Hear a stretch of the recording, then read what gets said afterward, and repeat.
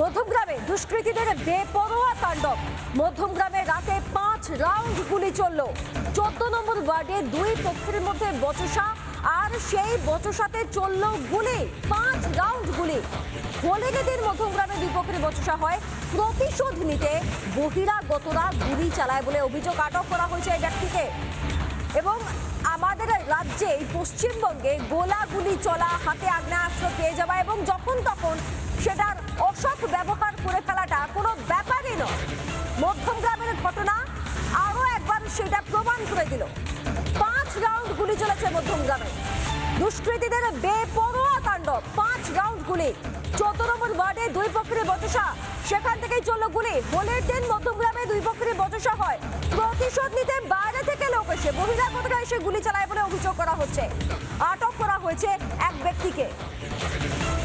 এবং লাগাতার গোলাগুলির যে কি পরিস্থিতি হয়েছে দেখুন, কি ভয়ঙ্কর পরিস্থিতি হয়েছে দেখুন। 5 রাউন্ড গুলি চলেছে।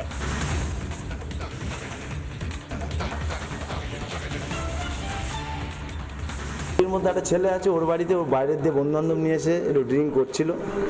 আমাদের ছেলে পেলে এখানে নাচানাচি করছিল, ওর মধ্যে এক দু কথায় বেঁধে গেছে। বাইরের ছেলেগুলো একটু বেশি বাড়াবাড়ি বলছে, তোরা বেশি বাড়াবাড়ি করছিস। সেই সমস্ত একটা ঝামেলা নিয়ে একটা কথা তক্কাতক্কি হয়, হাতাহাতি হয়েছিল।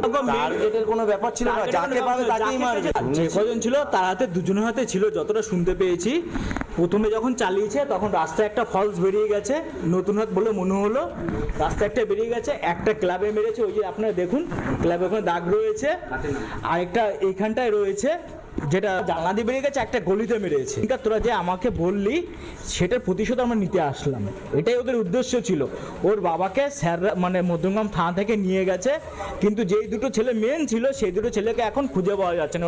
এখন ভয় দেখাতে এসেছিল না মারতে এসেছিল সেটা ওরাই বলতে পারবে। দাদা আমরা কি করে বলবো বলো?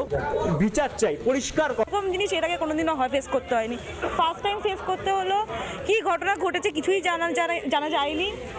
আমি নিজেও ছিলাম না স্পটে যখন এটা হয়েছে, আমি হসপিটাল গেছিলাম। তো এসে শুনছি এরকম একটা ঘটনা ঘটেছে। সব এলাকার সবাই এখন ভয় আছে, কারণ এটা আনএক্সপেক্টেড ব্যাপার। এরকম গুলিগোলা চলাটা, তাও এরকম জায়গায়। দুদিন আগে একটা ঘটনা ঘটেছে মধ্যমগ্রামে, আগুন জ্বললো আমাদের এখানটাতেই মধ্যম স্টেশনে। আবার এখানে এরকম একটা ঘটনা। তো সবাই এখন ভয়ে রয়েছে। আর কি বলবো, এর থেকে বেশি তো কিছু। আমরা সেফটি চাই, আর কিছুই না।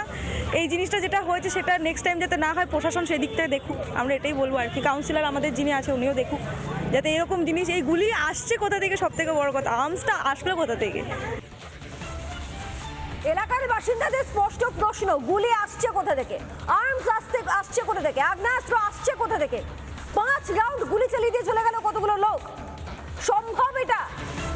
ভয়ঙ্কর পরিস্থিতি গোটা রাজ্যের। মধ্যমগ্রাম তার একটা ভয়ঙ্কর উদাহরণ।